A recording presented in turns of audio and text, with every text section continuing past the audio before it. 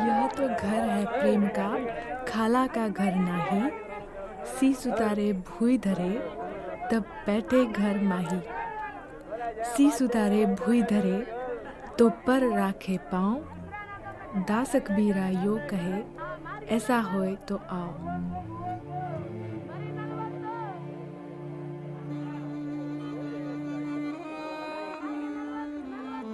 Au plus haut pic se dresse la demeure de Kabir. Mais le sentier est raide et même la fourmi glisse. Tant d'érudits pourtant voudraient s'y engager, emportant sur leur buffle tout le poids de leurs livres. Au plus haut pic se dresse la demeure de Kabir. Mais le sentier est raide et même la fourmi glisse. Tant d'érudits pourtant voudraient s'y engager, emportant sur leur buffle tout le poids de leurs livres. Sur le bord du chemin se tient l'âme anxieuse. Dès qu'un passant s'approche, elle court l'arrêter. Dis-moi donc, ne sais-tu rien de mon aimé ? Dis, quand reviendra-t-il s'unir à moi ? Une vie, une œuvre. Kabir, le vagabond céleste. Par Claude Métra et Jean-Claude Loiseau. Voici plus de 2000 ans, on racontait aux Indes comment le vénérable Markandeya, en quête alors du grand secret, aperçoit au milieu des ténèbres et de l'océan désertique un enfant merveilleusement beau, lumineux, et cet enfant joue dans un arbre immense. Et selon la version que nous en a donnée le grand indianiste Heinrich Zimmer, l'enfant s'adresse ainsi au vieillard, parce que Markandeya a alors plus de 1000 ans.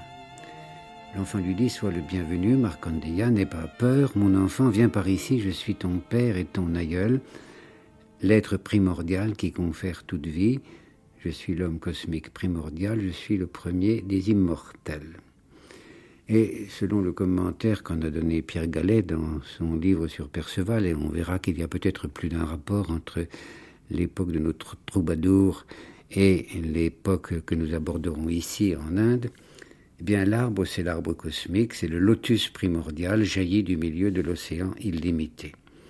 Et l'enfant primordial n'a aucune raison d'y monter pour y désigner un ciel illusoire, puisqu'il est lui-même et l'arbre et le ciel, et l'océan et la ténèbre.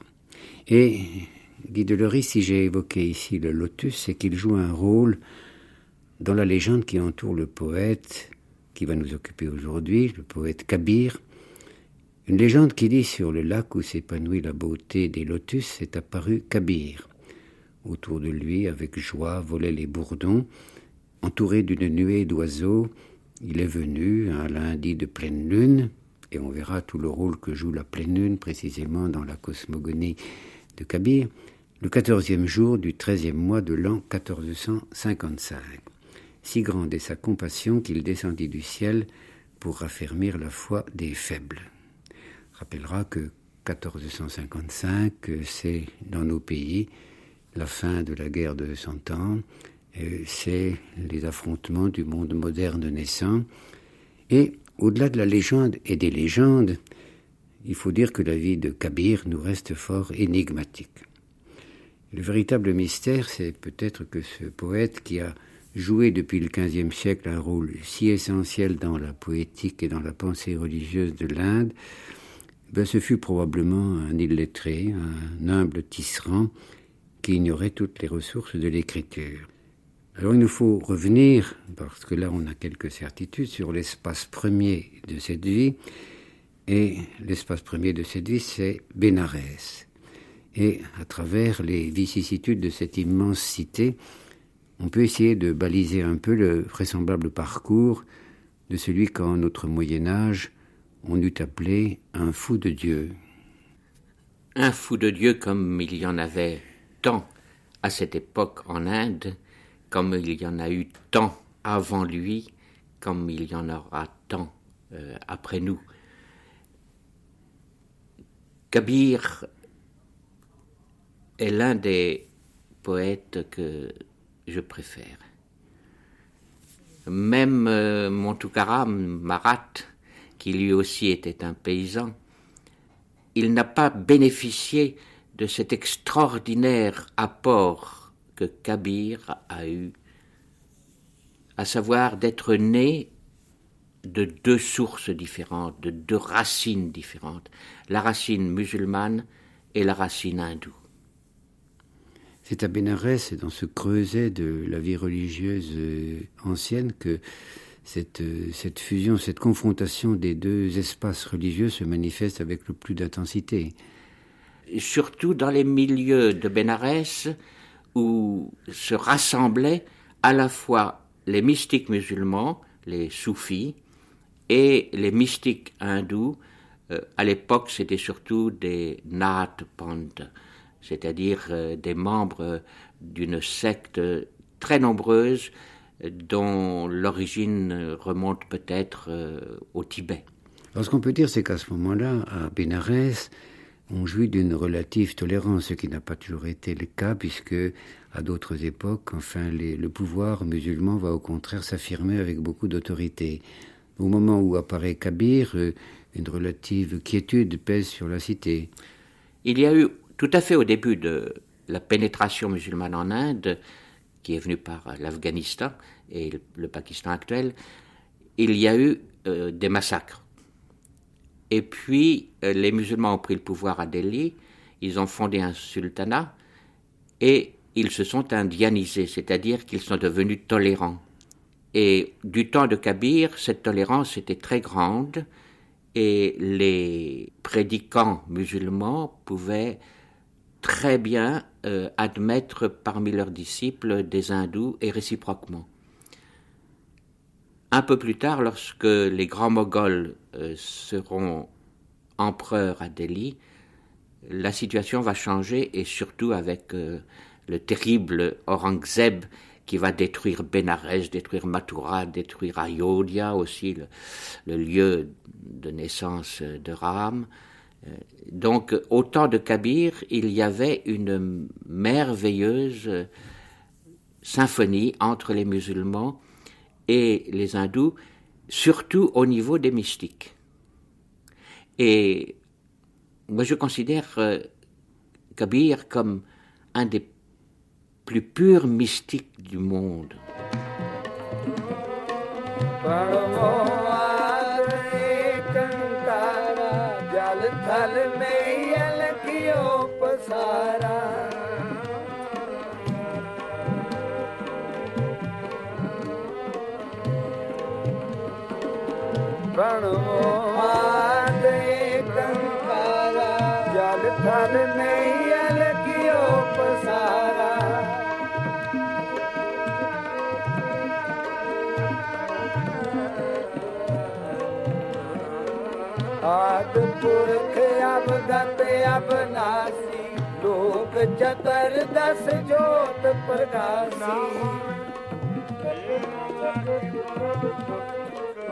L'âme est-elle en l'aimé ou bien l'aimé en l'âme? L'âme est l'aimé, et je ne sais si dans mon corps est l'âme ou bien l'aimé. Je ne suis ni pieux, ni athée. Je ne vis ni selon les commandements, ni selon ma raison. Je ne suis ni orateur, ni auditeur. Je ne suis ni serviteur, ni maître. Je ne suis ni libre, ni enchaîné. Je ne suis ni attaché, ni détaché. Je ne suis loin d'aucun, je ne suis près de personne. Je n'irai ni aux enfers, ni au ciel. Je travaille à tout, et cependant je suis en dehors de tout travail. Peu me comprennent. Celui qui m'a compris demeure en paix. Kabir ne cherche jamais ni à créer, ni à détruire. Le vrai nom n'est semblable à aucun autre nom. Le savoir est la branche, le nom est la racine. Cherche la racine. Tu seras heureux quand tu l'auras trouvée. La racine te conduira à la branche, à la feuille, à la fleur et aux fruits. Ce sera ta rencontre avec le Seigneur. Ce sera la réalisation de ta joie. Ce sera la réconciliation du conditionné et de l'inconditionné. C'est-à-dire que dans cette cité de Bénarès, les pèlerinages sont nombreux et il y a aussi la manifestation vivante de ce mysticisme à travers l'abondance des temples, en particulier un grand temple à Shiva qui sera détruit plus tard. On dit, les Banarsiens, les gens de Bénarès disent qu'il y a un temple par jour, c'est-à-dire 365 temples à Bénarès. Ils disent que tous les dieux de l'Inde se sont donné rendez-vous à Bénarès. Ils disent que le maître de Bénarès, c'est Shiva, et Shiva, lorsqu'il est avec sa parèdre, son épouse, Parvati. Ils sont arrivés de l'Himalaya, qui est leur séjour original, où ils faisaient des méditations, et un jour, Parvati a trouvé que l'Himalaya était un peu rude. Elle n'avait pas tout le confort auquel elle avait été habituée quand elle était petite fille dans le palais du roi de l'Himalaya. Elle a demandé à Shiva d'aller dans la plaine, de descendre. Alors Shiva a envoyé ses gnomes pour inspecter les lieux, et quand ils sont revenus, ils lui ont dit « La plus belle cité du monde, c'est Bénarès ». Alors Parvati a dit « Allons à Bénarès ». Seulement voilà, Bénarès était sous le contrôle d'un roi excellent, un bon roi, et il fallait trouver le moyen de l'expulser. Alors Shiva appelle tous ses amis, les autres dieux, d'abord bien sûr les danseuses divines, les apsaras qu'il envoie à Bénarès, les gnomes qu'il envoie à Bénarès, et tout ce monde se trouve si bien à Bénarès qu'il y reste et ne reviennent pas vers Shiva. En désespoir de cause, il appelle Vishnu. Et Vishnu arrive à Bénarès avec sa femme et son singe. Lui-même était déguisé en moine bouddhique, sa femme en moniale bouddhique et le singe en monillon. Et il commence à prêcher dans les rues de Bénarès. Déjà à cette époque, les rues de Bénarès étaient tolérantes à toutes les prédications possibles. Et voilà que la population de Bénarès se convertit au bouddhisme. Or, dans le bouddhisme, on interdit de tuer. C'est la non-violence. Donc, on ne pouvait plus faire de sacrifices sanglants. Et ne faisant plus de sacrifices sanglants, les dieux n'avaient plus rien à manger.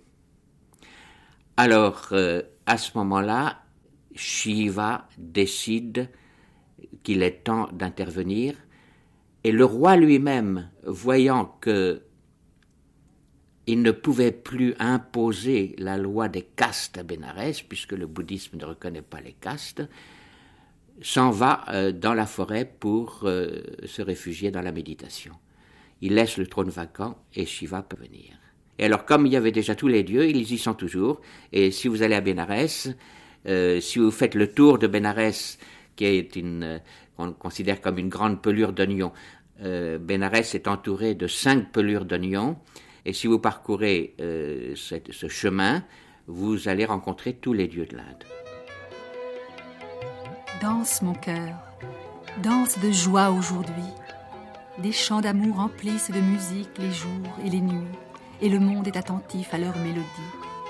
Folle de joie, la vie et la mort dansent au rythme de cette musique. Les monts et l'océan et la terre dansent. Au milieu d'éclats de rire et de sanglots, l'humanité danse. Pourquoi mettre une robe de moine et vivre hors du monde dans une orgueilleuse solitude? Vois, mon cœur danse dans la joie et le Créateur en est heureux. La lune brille au-dedans de moi, mais mes yeux aveugles ne peuvent la voir. Elle est en moi, ainsi que le soleil. Quand tout amour de moi et du mien sera mort, alors l'œuvre du Seigneur sera accomplie. Car le travail n'a pas d'autre but que la connaissance. Quand la connaissance est atteinte, le travail est laissé de côté. La fleur s'épanouit pour le fruit. Quand le fruit mûrit, la fleur se fane. Cette richesse spirituelle de Bénarès a son reflet, pourrait-on dire, dans la prospérité économique et artisanale de cette cité. Et Kabir va précisément participer de cette activité particulière, de cette grande ville, et il va trouver abri, sans doute à la suite de son éducation et de son apprentissage familial, dans une corporation extraordinairement fascinante par tout ce qu'elle révèle de ses rapports avec le ciel et avec la terre, qui est la corporation des tisserands. Alors, le tisserand, ce n'est pas simplement une activité technique. Elle met en jeu, au fond, toute une image du monde qui, en Inde, est particulièrement vivace. D'autant plus présente que, dans la tradition ancienne, bien avant Kabir, au temps védique, donc avant notre ère, 1000 ans avant notre ère, il y avait un certain nombre d'hymnes du Veda, du Rig Veda, où l'on comparait la création, en effet, à un tissage. Car Dieu est fabricateur. Et pour fabriquer, bien sûr, pour avoir une idée, une image de cette fabrication, il faut trouver un des métiers qui implique la production de la beauté. Et la beauté qui frappait le plus les tribus nomades et les tribus stabilisées lorsqu'elles s'installèrent sur le Gange, c'était bien sûr le métier de tisserand. Quand ils découvrirent ensuite la soie, l'or, toutes ces merveilleuses soieries que l'on fabrique toujours à Bénarès, il était presque naturel de penser que Dieu ait créé le monde en le tissant. Il y a autre chose également. Non seulement les poètes ont considéré la création comme un tissage, mais les philosophes ont essayé de comprendre la nature de l'homme et du cosmos à partir de cette technique du tisserand. Et en particulier, au lieu de diviser l'homme et la nature entre deux mondes, celui de l'esprit et celui du corps, celui de l'âme et celui du corps, ils ont pensé que tout ce qui existe est une tresse où se mêlent et s'entremêlent trois sortes de fibres. Les fibres de lumière, les fibres de ténèbres et entre les deux, les fibres de la passion. Et tout participe à cette tripartition des fibres qui se retrouvent sur le plan des métiers, sur le plan de la nature des hommes et sur le plan des dieux. Si bien que, selon que vous êtes tissé de plus de fibres de lumière ou de plus de fibres de ténèbres, vous aurez telle nature et vous serez voué à tel métier.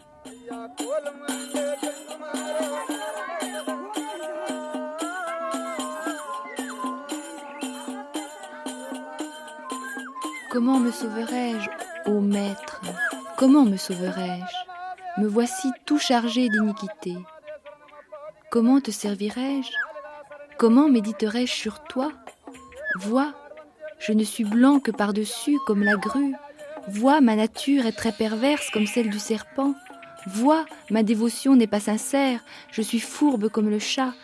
Vois, mon âme est pleine de folie, enveloppée dans le voile des 6 systèmes. Dit Kabir, écoutez aux serviteurs de Hari. Le monde entier est tombé dans les pièges de la sorcière. Qui n'a percé à jour le secret de ce tisserand? Il est venu dans le monde pour y tendre sa trame. Entre la terre et le ciel, il a fixé son métier. De la lune et du soleil, il a fait ses 2 navettes. Il a pris 1000 fils dans toute leur longueur. Jusqu'à ce jour, il est à son travail, mais que c'est dur et long. Dit Kabir, par le joint du carman, il tisse bon fil et mauvais fil, l'habile tisserand. Les tisserands n'appartiennent pas aux hautes classes de la société artisanale. Ils sont plutôt en bas de l'échelle. Et surtout qu'une partie des tisserands s'était convertie à l'islam, déjà avant le temps de Kabir.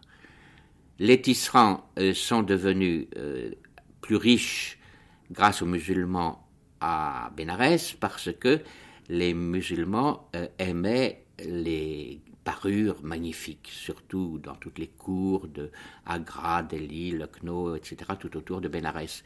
Donc on venait chercher soit des tissus de soierie, soit de coton. Et vraisemblablement, Kabir appartenait à une famille musulmane de tisserands spécialisés dans le coton, c'est-à-dire dans les tissus bon marché. Il faudrait d'ailleurs ajouter à ce métier de tisserand celui tout proche de teinturier, parce que la recherche de la teinture, c'est aussi la quête de la couleur du monde. Et c'est un essai de reconstitution ou de résurrection de la création à travers l'invention des couleurs. Mais l'atelier dans lequel Kabir va poursuivre son artisanat, c'est un atelier familial, ce n'est pas une fabrique où des quantités de gens seraient impliqués, c'est une cellule relativement réduite. Et finalement, comme un peu dans les shops de Jacob Böhme, les gens vont venir là, comme autrefois on allait parler avec le bourrelier ou avec le cordonnier du village, pour écouter Kabir qui a une parole magnifique. On pense généralement que Kabir a été un très mauvais tisserand. C'est-à-dire que dès le départ, dès l'origine, dès qu'il était gosse, il s'occupait très peu de tissage. Il était, en effet, dans une échoppe où sa famille, ses parents, ses cousins sans doute, étaient occupés au tissage. Et comme tout le monde était occupé au tissage, il n'avait pas besoin lui-même de pratiquer son art. Son art à lui, c'était de tisser les mots. Et ce tissage, c'était un tissage purement oral. En tant que tisserand, il ne savait ni lire ni écrire. Et c'est très frappant, non seulement de Kabir, mais de la plupart des grands poètes de cette époque. Ils ne savaient ni lire ni écrire parce qu'ils étaient composés de fibres de ténèbres. Ils n'avaient pas ces fibres de lumière qui étaient réservées aux brahmanes, qui eux étaient les spécialistes de l'écrit, du sanskrit. Eux, ils ne savaient pas le sanskrit. Ils ne savaient pas non plus l'arabe, et pourtant ils connaissaient très bien le Coran. Pourquoi ? Parce que dans ces rues de Bénarès, qui étaient les vrais lieux de l'industrie des artisans, ils avaient leur petite échoppe, mais c'était surtout la rue. Eh bien, dans les rues passaient les prédicants, les chanteurs, les conteurs, et ils étaient jour et nuit, et surtout les nuits, occupés à écouter les grandes légendes, les grands mythes, par exemple celui que vous citiez au début de Markandeya, qui lui aussi n'était pas un vieillard. Il avait bien 1000 ans, mais il était resté toujours à l'âge de 16 ans.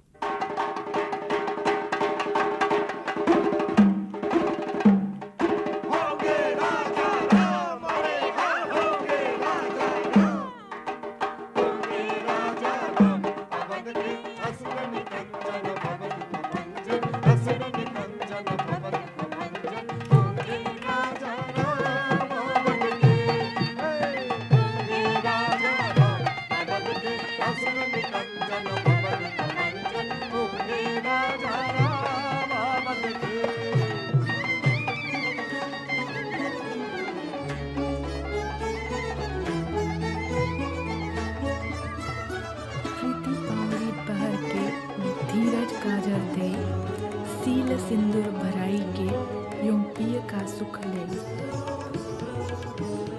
जल में बसे कमोदनी चंदा बसे आकाश, जो है जाका भावता सोता ही के पास।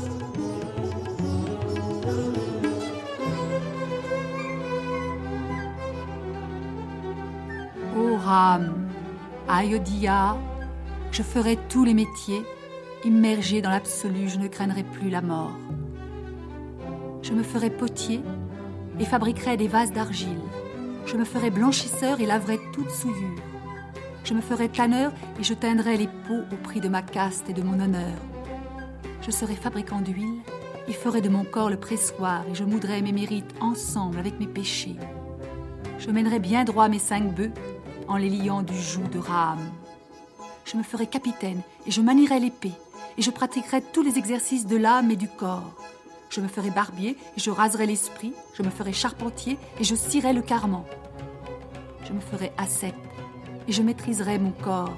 Je me ferai chasseur et l'esprit sera mon gibier. Je me ferai marchand et je trafiquerai de la réalité. Je me ferai joueur et je battrai la mort au jeu. Je ferai de mon corps la barque et de mon esprit le batelier. Et ma langue sera l'aviron. Dit Kabir, ainsi je traverserai l'océan de l'existence. Moi-même je serai sauvé et mes ancêtres avec moi.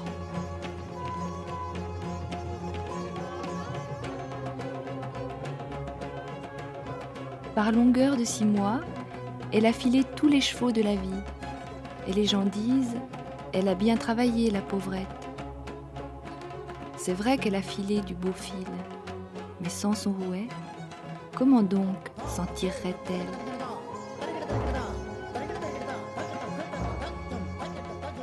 On sait, Florence de Souza, que Kabir, toute sa vie, eut à lutter à la fois contre les brahmanes et puis contre les institutions qui étaient représentatives de l'islam. Or, les brahmanes, comme les tenants de l'islam, se retrouvaient dans une hostilité presque générale et une hostilité qui allait souvent jusqu'à l'exclusion vis-à-vis du monde féminin. Alors Kabir, lui, va au contraire introduire la dimension féminine dans l'univers spirituel de l'Inde. On raconte une histoire que les brahmanes lui en voulaient tellement qu'une fois on lui a envoyé une courtisane pour le distraire de ses dévotions. Et au bout de la soirée, les brahmanes sont venus voir et la courtisane était touchée de la grâce. Elle était entrée dans la dévotion au pied de Kabir. Parce que pour Kabir, il est absolument nécessaire que le masculin et le féminin soient profondément mêlés, qu'il n'y ait pas de séparation entre les différents règnes du vivant. Oui, il ne faisait pas de distinction ni entre castes, ni entre hommes et femmes. Même pour Dieu, c'était ouvert à tout le monde pour lui.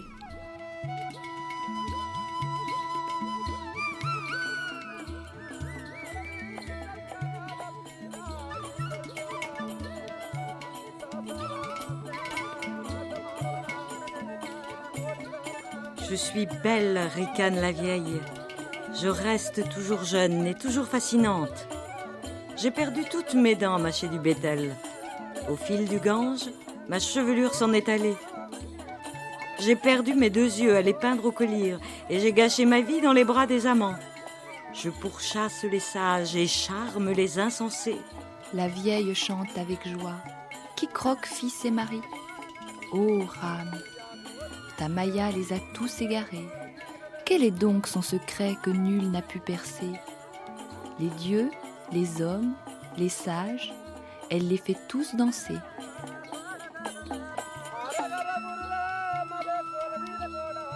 Dans l'atelier d'Isran, apparemment la femme n'est pas très présente.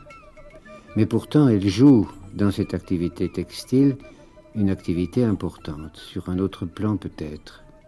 Pour filer le coton et l'embobiner, pour préparer le fil pour le tissage, là c'est souvent les femmes qui participent. Et puis après, pour la broderie des tissus déjà préparés, là aussi les femmes aident beaucoup. On a souvent remarqué que dans le textile indien, une des préoccupations majeures, surtout pour le port du vêtement, c'est d'avoir un tissu sans couture. Alors on peut se demander ce que représente cette absence de couture. Guy Delory remarquant par ailleurs que la poésie de Kabir est, comme le vêtement indien, une poésie sans couture. Oui, traditionnellement, le sari par exemple, c'est un long bout de tissu qu'on enfile autour de soi et donc ça peut se porter d'une femme à l'autre sans prendre soin de la taille. Le même sari peut servir à une femme grande, à une femme petite, à une femme plus forte, à une femme plus mince. Et c'est peut-être par l'économie on porte toujours même les hommes, souvent ils portent le dhoti, qui est aussi un long bout de tissu sans couture. On l'enfile autour de la taille. Et puis on prend le tissu dans son entièreté. C'est pas découpé, c'est pas taillé, c'est le tissu entier en tant que tel qu'on met sur soi. Et est-ce que les statues des déesses sont recouvertes aussi de vêtements? Oui, avec beaucoup de soin. On prête beaucoup d'attention à la vêtir tous les jours. D'ailleurs, il y a des servants du temple qui s'occupent de la toilette de la divinité tous les jours. Et est-ce que dans ce rituel, dans cette liturgie de la déesse, qui est au fond un double de la liturgie des créatures de la vie quotidienne, les couleurs jouent un rôle? Je veux dire, on pourrait penser que comme dans la liturgie chrétienne, si vous voulez, il y a des couleurs qui sont affectées à chacun des jours de la semaine, ou qu'en tout cas, il y a des couleurs privilégiées à certaines époques privilégiées. Non, la seule couleur qui a une connotation très forte, c'est le blanc qui est porté que par les veuves et les renonçants. Par contre, toutes les autres couleurs se valent et témoignent de la vie, sans distinction. Peut-être au moment du mariage, c'est le vert et le jaune qui sont privilégiés parce que peut-être on les associe avec la fécondité et le débordement de joie, je ne sais pas. Mais le blanc est plus connoté pour les renonçants et les veuves.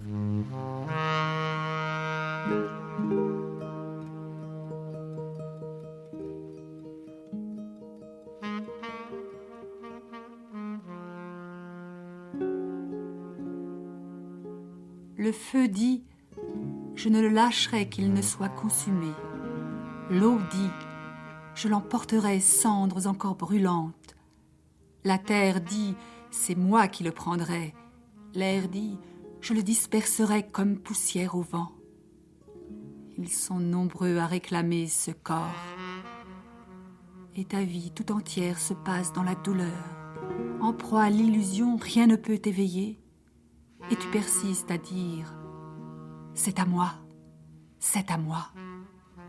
La souffrance des yeux, la voix la comprend. La souffrance de la voix, l'oreille la comprend.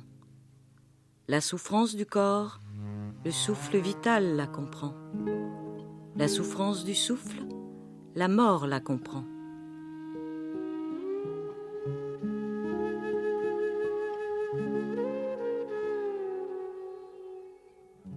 Ce qu'il y a de singulier dans l'expérience de Kabir, c'est que finalement, et probablement illettré, n'a jamais rien écrit, que par conséquent, il se propose, enfin au regard de l'histoire, un peu comme un Socrate. Et ce Socrate hindou ne va pas manquer de trouver son Platon, ou plutôt ses Platons. Car voilà ce jeune garçon qui tisse les mots, comme vous l'avez souligné tout à l'heure, qui chante dans son atelier ou dans la forêt, et dont les poèmes vont connaître ensuite une singulière fortune, recueillis, transcrits par ceux qui l'auront en grande vénération. Et on peut se demander si, dans ce refus de l'écriture, refus volontaire ou involontaire, il n'y a pas une démarche qu'on pourrait apparenter à celle des anciens Celtes, c'est-à-dire des gens qui connaissaient les pouvoirs de l'écriture, mais qui ne voulaient pas utiliser l'écriture dans la mesure où ils voulaient recourir à une expérience intérieure plus riche, qui était l'expérience même d'une mémoire enrichie par l'imagination. Je pense que les brahmanes, à l'origine, comme les druides, dont ils sont les cousins, avaient en effet horreur de l'écriture. parce que l'écriture était réservée aux marchands, aux commerçants. C'était pour faire des comptes. Pour laisser des signes. Pour laisser des signes, mais des signes mercantiles. C'était pas une parole de Dieu d'abord. La parole de Dieu ne peut pas être écrite. S'il y a une civilisation, une religion qui a toujours refusé d'avoir des livres sacrés, c'est l'Inde. Parce qu'elle ne peut pas concevoir que Dieu puisse passer par le travail du scribe, qui est celui du marchand et du commerçant qui fait ses comptes. La parole de Dieu va directement à celui qui écoute. Et lorsque l'on parle des écritures hindoues, on devrait dire c'est l'écoute, c'est la tradition orale hindoue. Parce que les Védas n'ont jamais été écrits pendant des siècles et des siècles. Ils ont été transmis de gourou à disciple directement. Et c'est dans ce contact direct entre la bouche du gourou et l'oreille du disciple que seulement la parole est efficace. Lorsqu'elle est écrite, elle n'est pas efficace. Ou alors ça devient de la magie. Il faudrait rappeler ici d'ailleurs que tout l'environnement dans lequel a pu grandir Kabir, cet environnement hindou de Bénarès, il a pour toile de fond la musique, le son. C'est-à-dire qu'on ne peut pas concevoir ce monde hindou privé de cet arrière-fond qui est au fond référence à ce son primitif dont serait née la création. Et le sens le plus important, ce n'est pas l'œil comme chez nous, c'est l'oreille. La rue où travaillait Kabir, où travaillent les artisans, c'est un lieu sonore, jour et nuit, dans les grandes villes. Pendant la journée, on y écoute tous les chants des différents métiers, et dès que le soir tombe, dès que la fraîcheur arrive, c'est l'heure des conteurs, l'heure des chanteurs, l'heure des musiciens, l'heure des danseuses, oui. L'univers est sonore.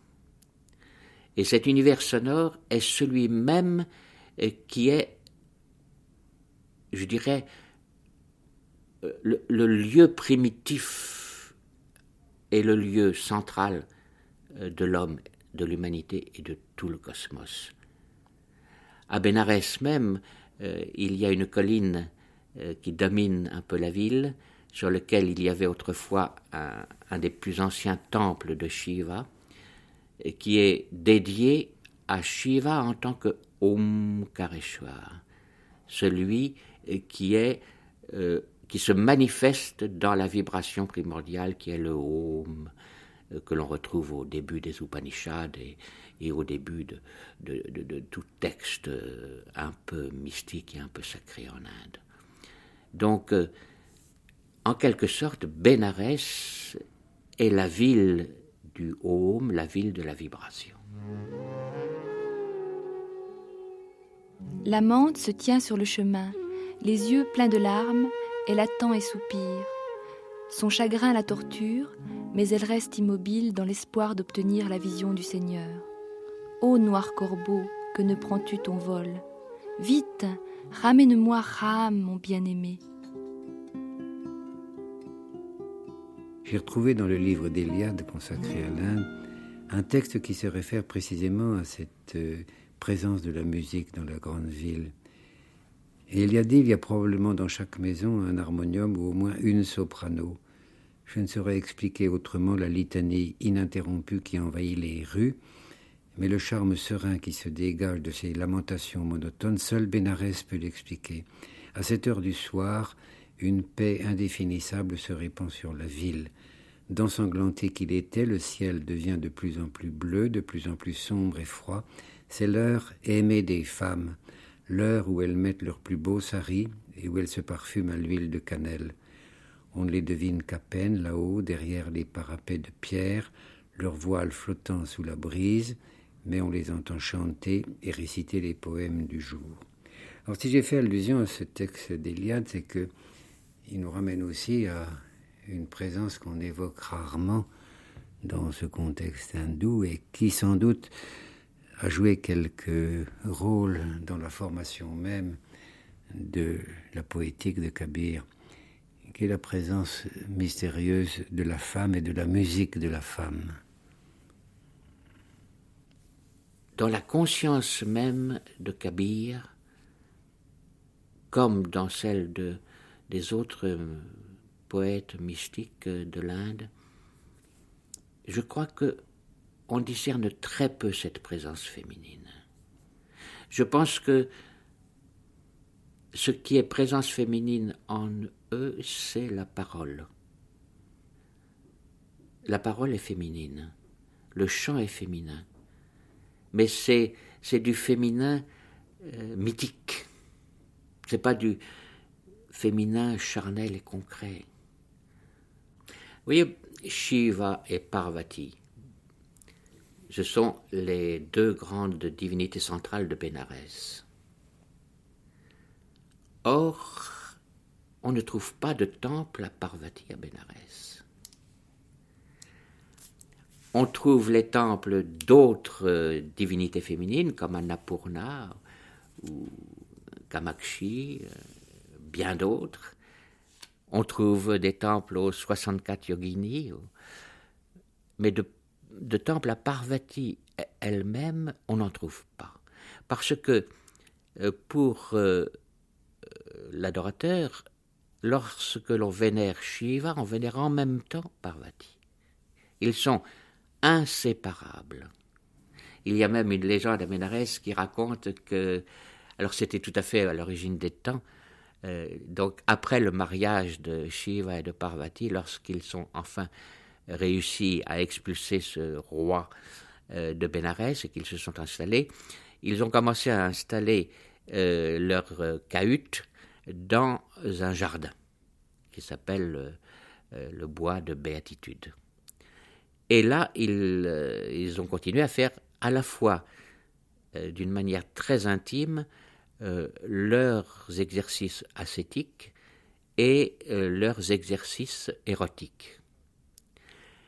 Et pour être tout à fait tranquille, Shiva et Parvati ont décidé de demander à Vishnu de s'occuper de gérer le monde pendant que eux, ils étaient occupés ailleurs.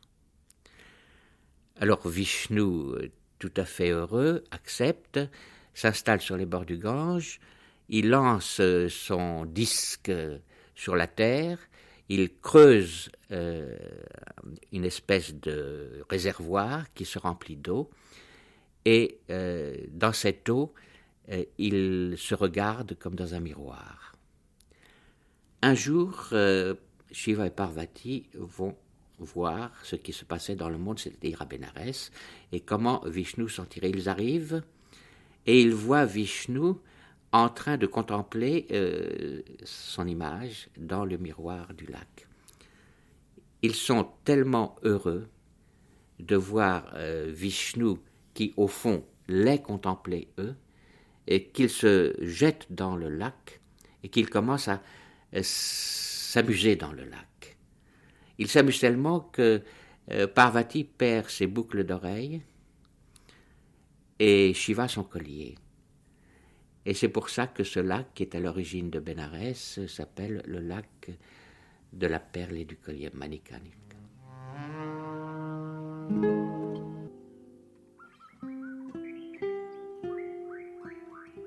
Les femmes dans la maison de Kabir, comme dans toutes les maisons hindoues de cette époque-là, et sans doute encore aujourd'hui, jouent un grand rôle dans une activité à laquelle Kabir va donner une place considérable et une place particulièrement symbolique, veut parler de tout ce qui touche à la lampe et à l'huile, parce que on sait que la grande obsession de Kabir, c'est que la lampe ne vienne à s'éteindre.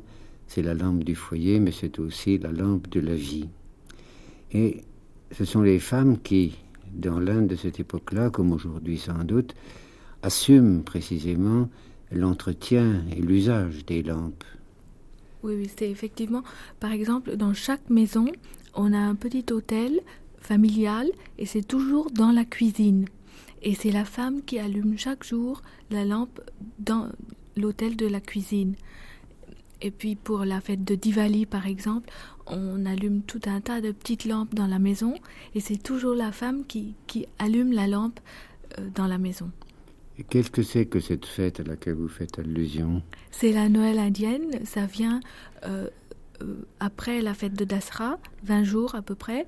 Donc le roi Ram est rentré victorieux de son exil dans la forêt et on fête le triomphe du bien sur le mal. Et donc on allume, c'est une explosion de joie. Il y a des feux d'artifice, des sucreries, des lampes partout. Et c'est à peu près la même date que nous à Noël ou? Non, c'est novembre. En novembre. Oui. Alors est-ce qu'on pourrait décrire un petit peu ces lampes? C'est tout simple, c'est ou en terre, ou maintenant c'est une petite cuve en métal avec de la cire dedans. Autrefois, il y avait de l'huile et on met une mèche en coton qu'on fabrique à la maison même. On roule un bout de coton très fin pour que ça devienne comme une mèche. Et puis on allume et tant qu'il y a de l'huile dans la lampe, ça continue. La petite flamme continue de brûler. Et c'est une combustion continue, on ne l'éteint pas la nuit sur l'autel de la cuisine. Non, c'est que quand il n'y a plus d'huile dedans, ça s'éteint tout seul. Oui. On rallume le lendemain. Ah, d'accord.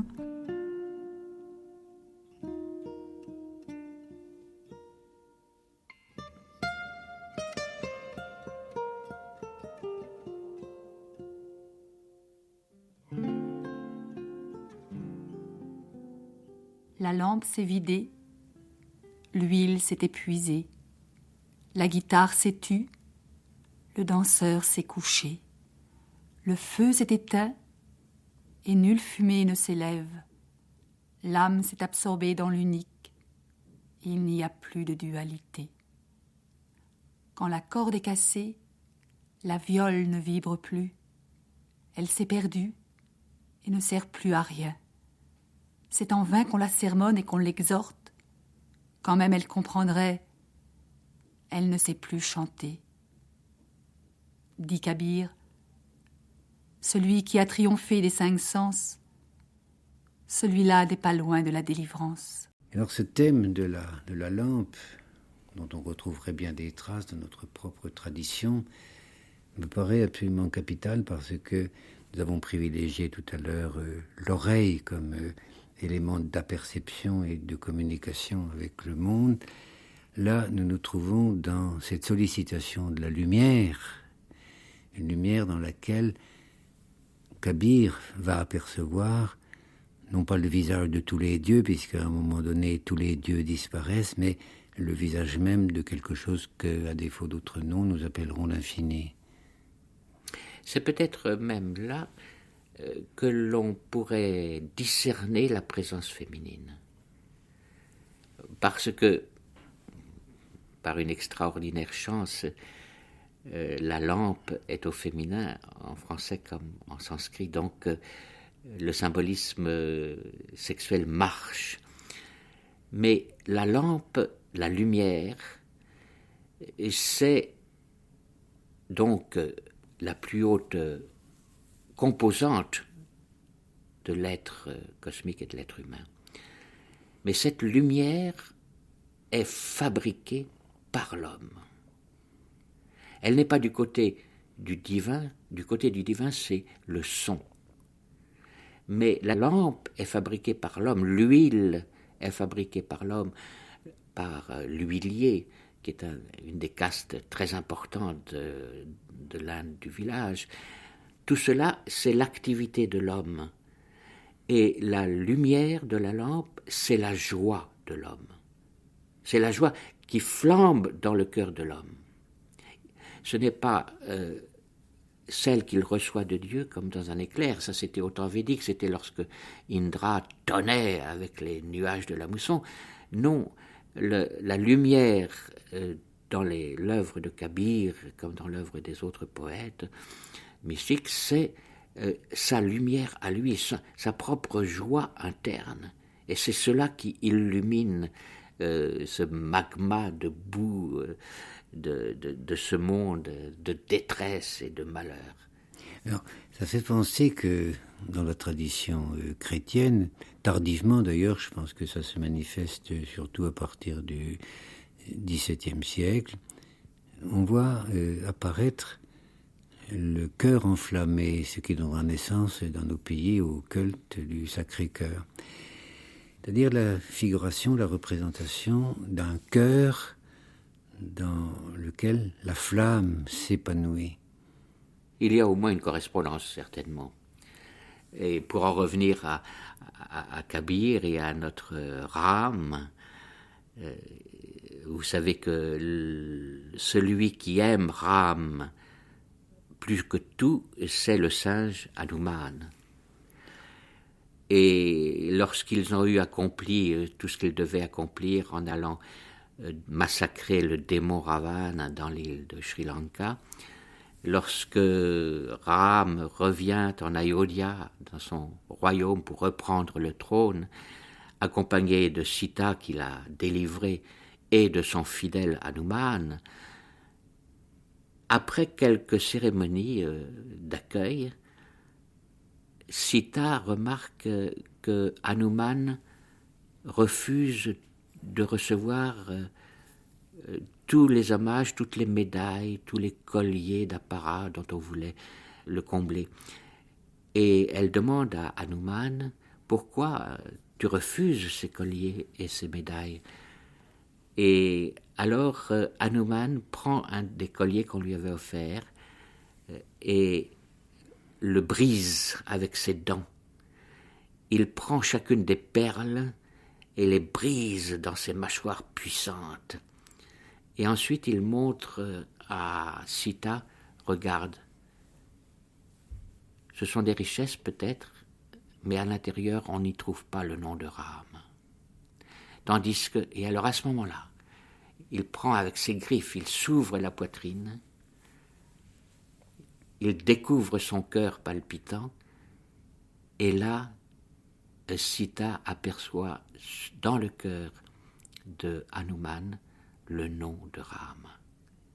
Et c'est pour cela que dans beaucoup d'images pieuses en Inde, on voit le Sacré-Cœur d'Hanuman ouvrant son cœur, et de son cœur, comme chez nous, s'échappent les flammes de l'amour. C'est l'amour fidèle, c'est la fidélité à tout rompre. Oui, d'ailleurs, les tisserands de Bénarès fabriquent encore, je crois, des écharpes tissées avec le nom de Ram. Et on fabrique aussi des briques sur lesquelles est porté le nom de Ram.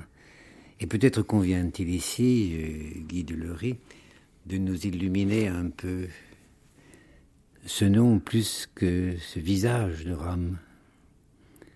C'est-à-dire que je pense qu'ici, on bénéficie, et plus exactement Kabir nous fait bénéficier de sa double origine à la fois musulmane et hindoue. Parce que, en effet, lorsque Kabir prononce le nom de Ram, il prononce en même temps le nom de Rahim, qui est un des noms de Allah. Et pour lui, le Ram qui occupe sa pensée, son chant, son inspiration, ce n'est pas vraiment le roi mythique d'Ayodhya, le roi guerrier. C'est le Dieu transcendant, absolue transcendance. Et quelque part dans un de ses poèmes, il dit les avatars, c'est-à-dire les incarnations de Dieu comme Krishna, Ram et les autres, elles sont mortes. Et en effet, on montre en Ayodhya le lieu où Ram est reparti vers son ciel avec toute la population d'Ayodhya. Ils sont morts. Et ce qui intéresse Kabir, c'est le Dieu qui reste toujours au-delà des images et des noms. Et pour lui, Ram, comme sans doute, je crois, pour Gandhi, lorsqu'il est mort, vous savez, il est mort en prononçant le nom de Ram, qui était ce Ram-là, ce Ram de Kabir, qui est l'inconnaissable, l'insondable, l'indicible, le transcendant absolu.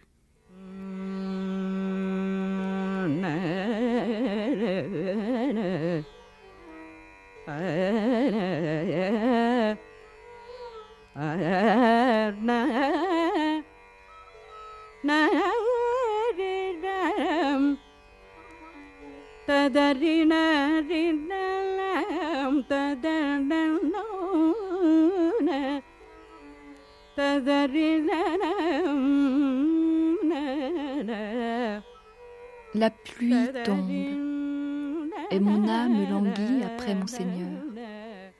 Là où le rythme du monde tour à tour prend naissance et meurt, c'est là que mon cœur a atteint.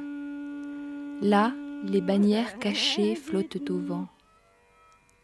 Dit Kabir, mon cœur se meurt de vivre.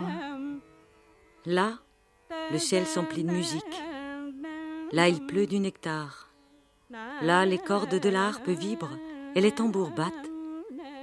Quelle secrète splendeur est là, dans ce château du ciel. Là, il n'est plus question de lever et de coucher du soleil. Dans l'océan de révélation qu'est la lumière de l'amour, le jour et la nuit ne font qu'un. Joie à jamais, ni douleur, ni lutte. Là, j'ai bu, rempli jusqu'au bord, la coupe de la joie parfaite. Là, il n'y a pas de place pour l'erreur.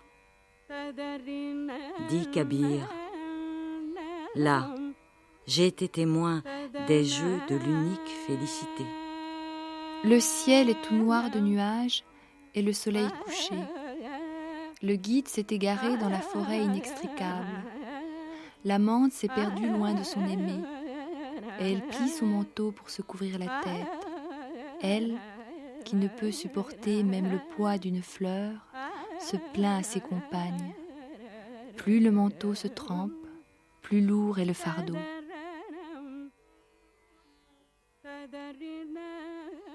Pour Kabir, son rame, qui est bien sûr intérieur, il l'appelle très souvent le Sadguru, c'est-à-dire le maître intérieur absolu. On s'est bien sûr demandé si Kabir avait eu de vrais gourous, on ne sait pas, parce qu'il se réfère toujours à son gourou intérieur. Et ce gourou intérieur, là encore, je pense, on rejoint la méditation des naths, des moines, des ascètes naths, qui, pour se concentrer à l'intérieur d'eux-mêmes, dessinaient sur le sol ou sur les murs ou sur des tissus, dessinaient des diagrammes, des yantras. Et au centre de ce yantra, de ce diagramme, il y avait un triangle, et ce triangle était l'expression de l'énergie primordiale, et là on retrouve la présence féminine. Le centre de l'homme, c'est la femme en quelque sorte. Et au centre de ces triangles, il y avait le bindu, qui est la goutte primordiale, souvent considéré comme un trou, un puits, où en se concentrant, l'esprit de l'ascète et du méditant se perd complètement et va ailleurs. Et cet ailleurs, c'est l'espace féminin qui est au centre de chacun de nous. Alors là, oui, Kabir a médité sur la femme qui était en lui. Et c'est dans ce puits intérieur que résiderait peut-être cette semence primordiale qui joue un rôle si important dans le lyrisme de Kabir, enfin l'obsession d'un pouvoir fécondant, parce que cette réalité intérieure qui est découverte ainsi par le maître n'est pas une réalité intemporelle, enfin le monde est en mouvement. C'est la réalité qu'il découvre en atteignant, en quelque sorte, à des moments privilégiés, par la grâce de Ram, par la grâce du Sadguru. Il ne faut pas l'oublier. C'est pas un effort, c'est toute la différence qu'il y a entre Kabir et des ascètes plutôt inclinés vers les exercices du yoga. Ce n'est pas son effort qui lui permet d'atteindre à ce trou primordial. C'est la grâce de Dieu. Et il atteint là la fine pointe de son âme, qui est une pointe féminine, bien sûr, et il doit le quitter. Il doit redéployer ses puissances à partir de ce point central, qui est le point du yantra. Oui, mais ce sont des moments privilégiés. Et le poète, lorsqu'il est dans son échoppe, en train de tisser ou de chanter, dans la rue ou sur les routes de pèlerinage, il est beaucoup plus à la périphérie de ce lotus qu'en son centre, c'est-à-dire que il est comme le pèlerin qui tourne autour de Bénarès et peine sur la route avec les rochers, avec les cailloux. Et il est en pèlerinage. Et par des moments venus de la grâce de Dieu, il atteint à une fusion merveilleuse où il goûte une joie extraordinaire, mais cela ne dure pas. Et donc, dans ses poèmes, Kabir est constamment à dire à Dieu, à dire à Ram, pourquoi n'es-tu pas là? Pourquoi es-tu absent? Pourquoi me laisses-tu seul? Et dans son humour de poète, il dit, tu dois être avec quelqu'un d'autre.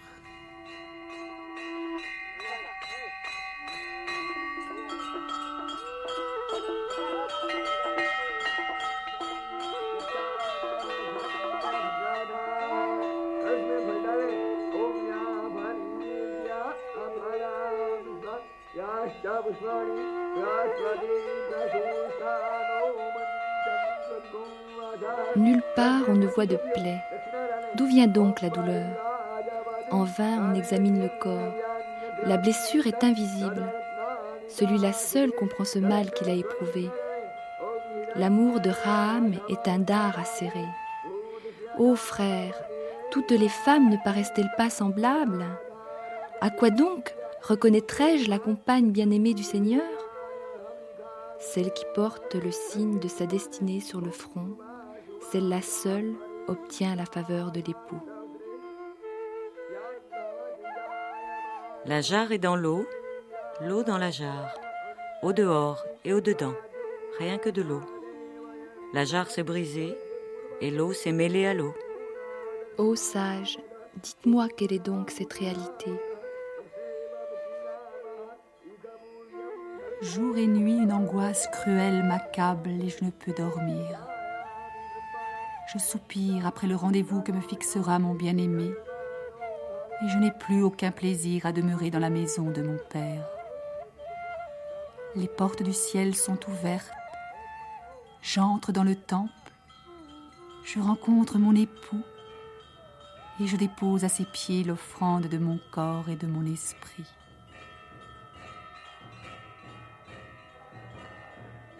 Il y a un territoire qui est rarement évoqué par Kabir et qui pourtant n'est pas sans relation avec cette joie qui habite au fond de nous et dont l'objet, si vous voulez, est précisément de nous restituer constamment sur le socle même, le socle le plus profond de l'existence.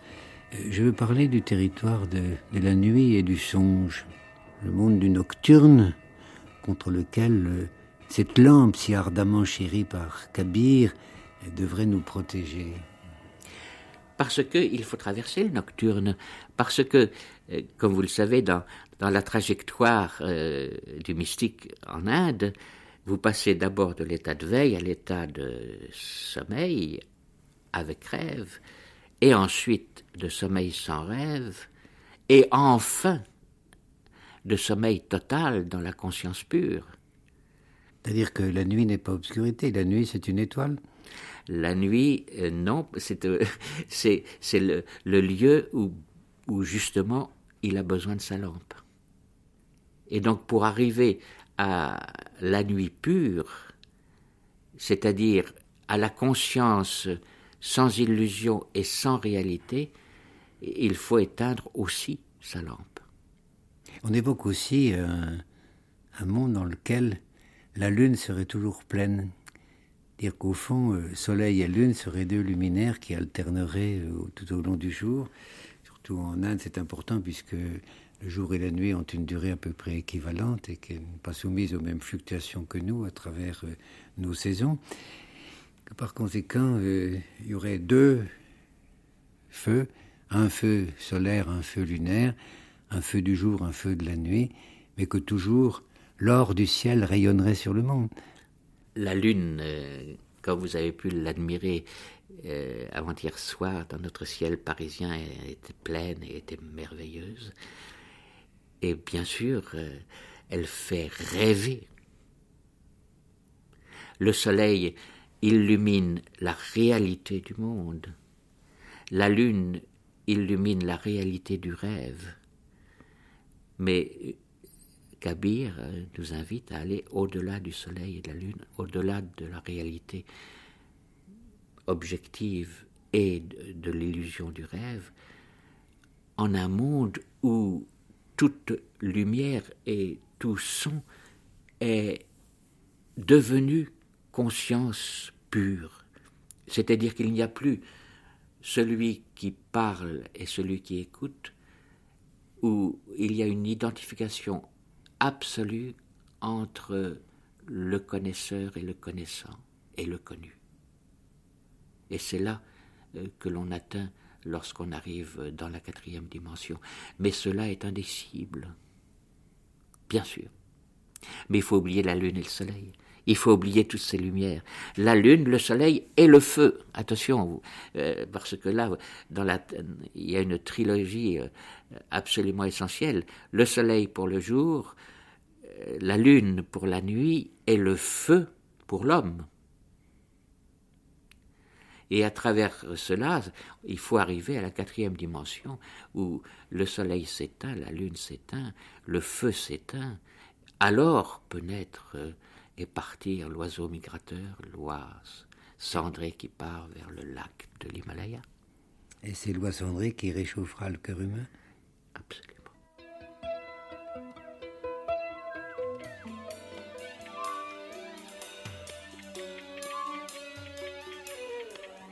On peut se demander aussi l'usage particulier que les Indiens et les femmes indiennes, plus particulièrement, font des fleurs, car dans les poèmes de Kabir, il est toujours question des fleurs, des bouquets, des colliers.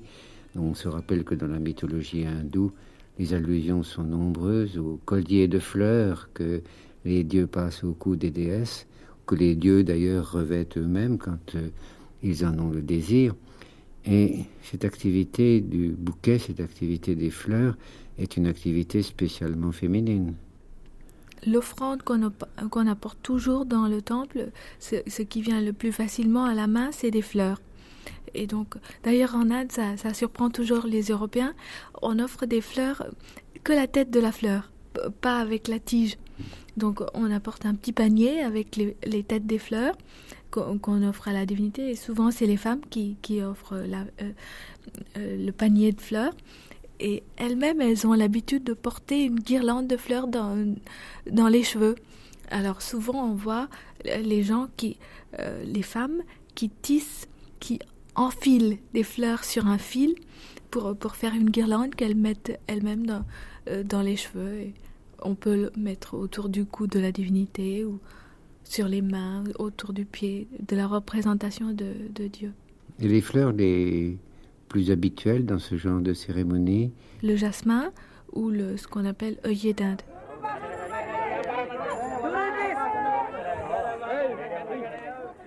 La mort est notre lot à tous.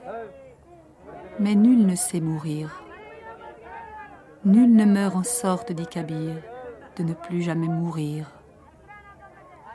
Pour qui sait mourir, mieux vaut mourir que vivre. Qui meurt de son vivant ne mourra pas à l'âge noir. Une bulle sous l'eau vive, voilà ta vie qui passe. Elle brille un instant, puis s'efface, comme une étoile à l'aube.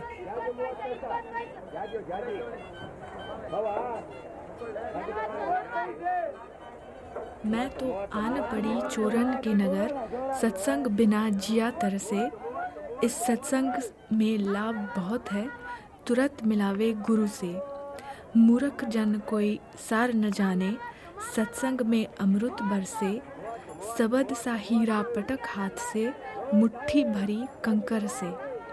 कहे कबीर सुनो भाई साधो, सुरत करो वही घर से। Ça équivaut à peu près à dans la cité des voleurs, mon cœur a soif de la compagnie des saints. Ce n'est qu'au pied du gourou qu'on atteint à la connaissance, et à force de répéter le nom du Seigneur, on atteint la vraie demeure. Qui a appris à la veuve à laisser consumer son corps sur le bûcher de son époux défunt?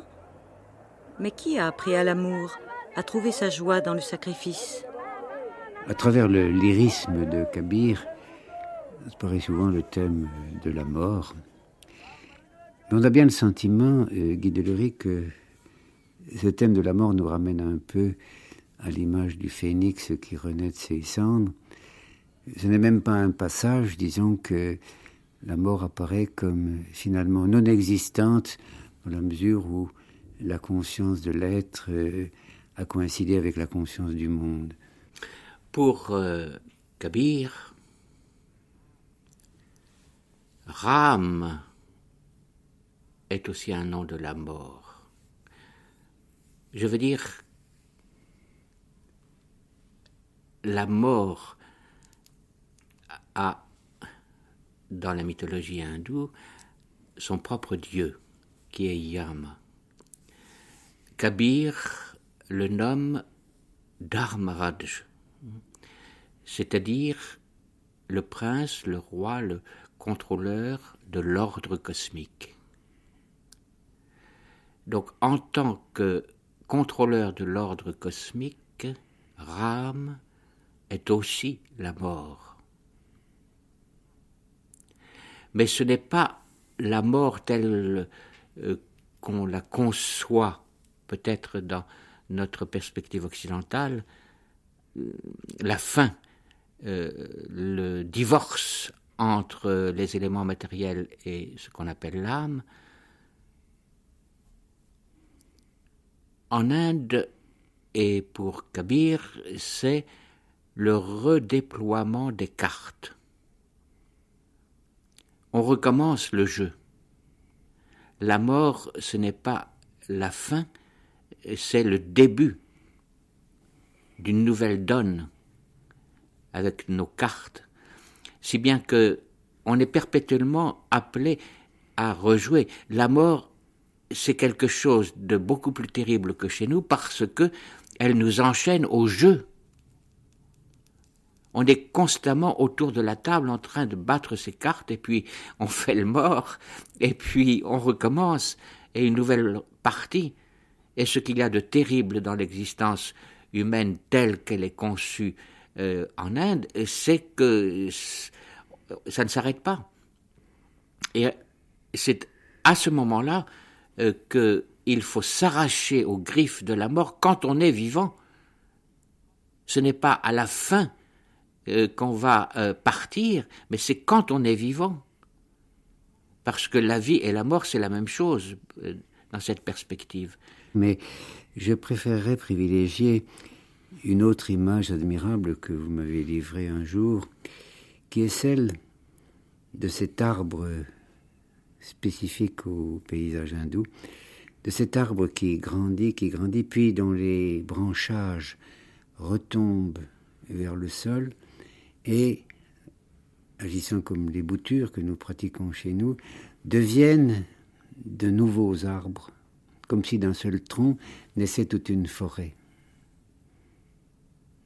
Vous avez raison, mais tant qu'on est sous l'arbre, qui est l'ashwatha, qui est le figuier banyan, qu'on appelle aussi l'arbre des pagodes, ou le multipliant. Et qui dessine comme une cathédrale. Qui dessine des cathédrales, qui dessine des cloîtres où l'on va se réfugier. Bon, cet arbre-là, c'est celui-là qu'il faut déraciner.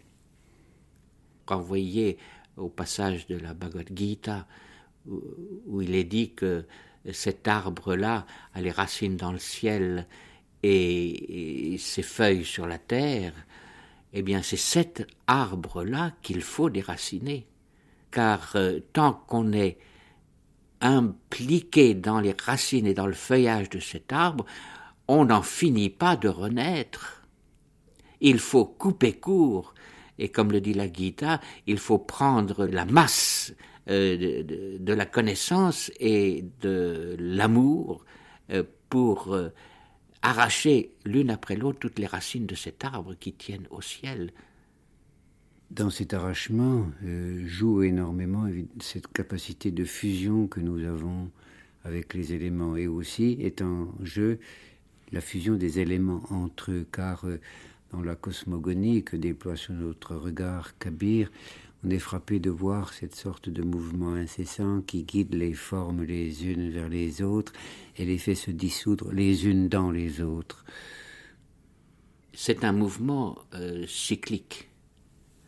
C'est un mouvement qui ne s'interrompt pas. C'est le mouvement de la danse, oui. Les éléments ne sont pas étrangers les uns aux autres puisqu'ils sont tous pétris, tissés de ces trois fibres de lumière, de passion et de ténèbres. Et que tant que dure la mèche ou la natte que l'on tisse dans le cosmos, tant que cette étoffe dure, eh bien, on est prisonnier de son vêtement, on est prisonnier de l'étoffe. Finalement, lorsque l'ascète se concentre sur le diagramme, où il va essayer de réintégrer la fine pointe de sa conscience, à ce niveau-là, dans ce point-là, dans cette goutte-là, il n'existe plus de distinction entre les différentes fibres ni entre les différents éléments. Mais alors, on n'est plus dans la création. Hein. On n'est plus dans l'univers développé, l'univers visible et manifesté. On est dans l'indifférenciation totale, l'indétermination totale. Comme l'on dit, on a atteint le niveau de la conscience sans qualité, nirguna.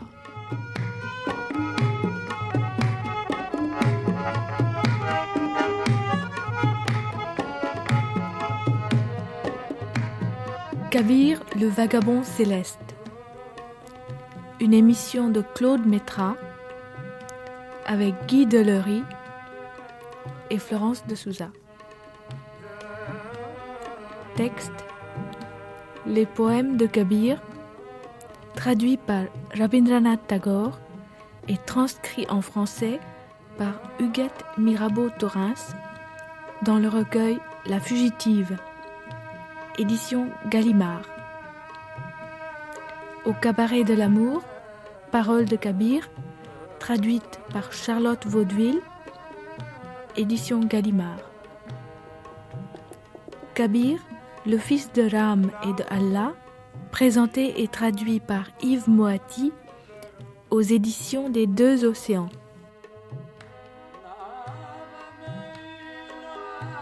Lu par Anne Desbois, Catherine Paoletti et Marie Tonon. Réalisation: Cyril Bécu, Jean-Richard Dufour, Laurent Macchietti et Jean-Claude Loiseau.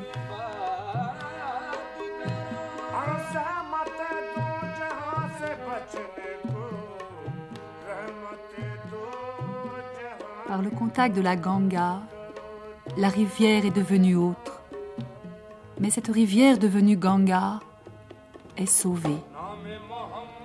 En invoquant Ram, Kabir est devenu autre. Mais il est devenu le vrai et ne va plus nulle part. Par le voisinage du Santal, l'arbre est devenu autre. Mais cet arbre, devenu Santal, est sauvé. Par le contact de la pierre magique, le cuivre est devenu autre.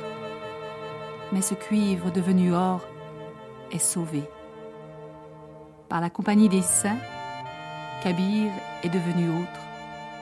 Mais ce Kabir, devenu Ram, est sauvé.